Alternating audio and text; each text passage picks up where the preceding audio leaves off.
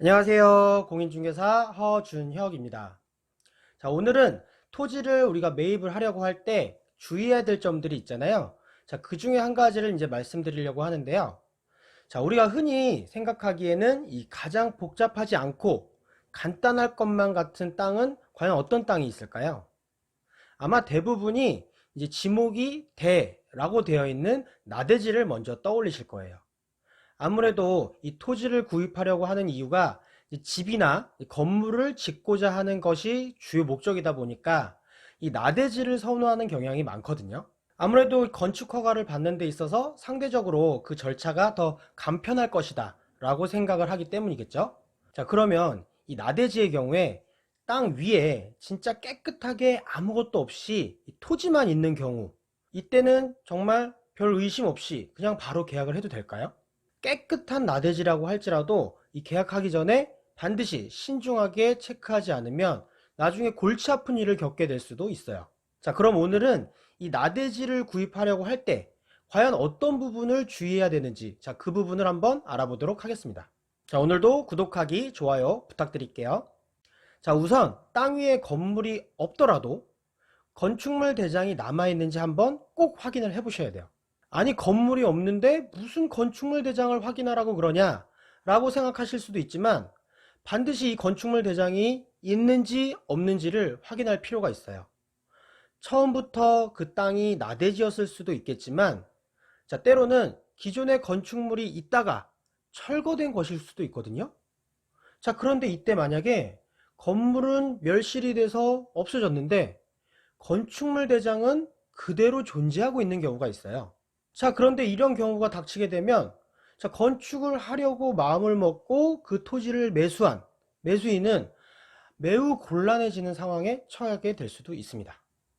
자, 이유는 뭐냐면 이 기존의 건축물 대장이 말소되지 않으면 매수인은 신규 건축 허가를 받을 수가 없기 때문이에요. 자, 그런데 이 건축물 대장을 말소하려면 또 뭐가 있어야 되냐면 건축물 대장상의 소유자의 동의가 절대적으로 필요하게 됩니다. 자, 그런데 간혹 이 건축물 대장상의 소유자가 또 이 등기부 등본상 소유자와 일치하지 않는 경우도 있어요. 자, 그렇게 되면 일이 점점 복잡해지게 되는 거죠. 그래서 제가 말씀드리고자 하는 것은, 아무리 겉으로 보기에 깨끗한 상태의 대지라고 할지라도 이 계약을 하기 전에는 반드시 건축물 대장이 남아있는지 꼭 확인을 하셔야 돼요. 자, 그리고 또 이런 경우가 있어요. 토지 위에 건물이 있기는 한데 등기부 등본이 없는 미등기 상태인 건물이 있는 경우가 있어요. 자, 그런데 건축물 대장은 또 살아있는 경우가 있거든요. 그리고 또 한 가지, 하필이면 토지의 소유주와 건축물 대장상의 소유주가 다르게 나오는 경우도 있어요. 자, 이런 경우도 무심코 그냥 매입을 하게 되면 나중에 가서 이 건물 멸실하는 데 있어서 어려움을 겪을 수가 있기 때문에, 자, 이런 경우에는 되도록이면은 매도인이 건물을 멸실해 주는 조건으로 매매를 진행하는 게 좋습니다. 자, 그 다음으로 주의해야 될 점은 뭐냐면 그 땅 위에 건축 허가나 개발 행위 허가가 살아있는지를 확인을 하셔야 돼요. 자, 토지 위에 건축한 흔적이 전혀 없다고 해도 반드시 건축 허가가 있는지를 확인을 하셔야 돼요. 만약에 종전의 소유자가 건축 인허가를 받아놨다면 그 해당 토지를 매도하더라도 종전 소유자의 건축 허가와 개발 행위 허가는 그대로 남아있게 됩니다. 즉, 소유권이 매수자에게 이전되었다고 해도 건축 허가가 소멸되는 것은 아니고, 그렇다고 당연히 매수인에게 건축 허가가 이전되는 것도 아니라는 얘기예요. 토지에 대한 소유권과 건축 허가의 허가권은 별개라고 생각을 하시면 됩니다. 자, 그런데 만약에 매수한 토지에 이미 건축 허가나 개발 행위 허가가 그대로 살아있다면, 자, 매수인은 과연 건축 허가를 받을 수가 있을까요? 그 상태에서는 중복된 건축 허가이기 때문에 매수인은 건축 허가를 받을 수가 없게 되는 거예요. 그렇기 때문에 반드시 이 나대지를 매수를 할 때는 그냥 무심코 매수를 하는 것이 아니라 그 대지에 건축 허가를 받은 사실이 있는지 없는지 꼭 확인을 하셔야 돼요.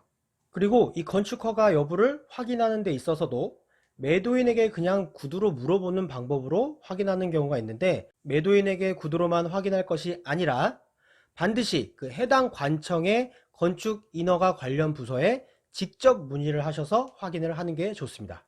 자, 간혹 이 매도인의 토지 보유 기간이 짧은 경우에는 이 매도인의 이전의 소유자가 건축 허가를 받아 놓고 땅을 팔아서 현재의 매도인도 그 땅에 건축 허가가 있다는 사실도 모르는 상태에서 지금 현재의 매수인에게 땅을 팔게 되는 경우도 있어요.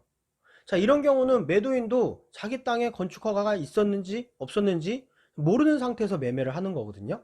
자, 이런 경우 매우 황당한 상황이지만 실제 이런 상황에 놓인다면 건축 허가 편할 거란 생각에 나대지를 사놓고도 건축 허가 때문에 골치 아픈 일을 겪게 될 수가 있어요. 자, 그렇기 때문에 이 공인중개사 입장에서도 기존의 건축 허가가 살아있는지 없는지를 반드시 해당 관청에 확인을 하시고 중개를 하셔야 되는 거예요. 만약 기존의 건축 허가가 있는 상태에서 이 매매 계약을 할 때에는 이 계약서에 특약을 또 잘 써줘야 되거든요. 기존의 건축 허가가 살아있는 토지임을 명시를 하고 기존의 건축 허가에 관해서 매수인에게 명의를 이전해 주기로 한다든지 아니면 잔금시까지 매도인이 그 건축 허가를 취소하기로 한다는 뜻의 특약을 명시를 하셔야 돼요. 자, 그런데 여기서 건축 허가를 명의 이전 받기로 하게 되면 아무래도 이 매수인 입장에서는 잔금 지급 전에 건축 허가를 받은 것과 마찬가지인 게 되잖아요. 자, 그렇게 되면 이 공사기간 자체가 상대적으로 단축될 수가 있어서 어떤 부분에 있어서는 장점이 되기도 합니다. 자, 그렇기 때문에 이 건축 허가가 있는 토지를 매입하려고 할 때는 자, 그 건축 허가를 명의 이전 받는 식으로 계약을 진행을 할 것인지 아니면 건축 허가를 취소해 주는 조건으로 계약을 할 것인지 자, 사전에 미리 협의를 하시고 계약서에 특약으로 명시하시는 것이 좋습니다. 자, 오늘은 나대지를 매수하려고 할 때 신경 쓰지 않으면 종종 실수를 하게 되는 부분에 대해서 한번 알아보았습니다. 아무리 깨끗한 나대지라도 이 건축물 대장이 남아있다거나 건축 허가가 살아있는 경우에는 자, 이 부분을 어떻게 처리할 것인지 사전에 반드시 서로 협의하시는 것이 좋다는 점 꼭 기억을 해 두시기 바라겠습니다.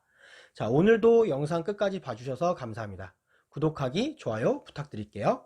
감사합니다.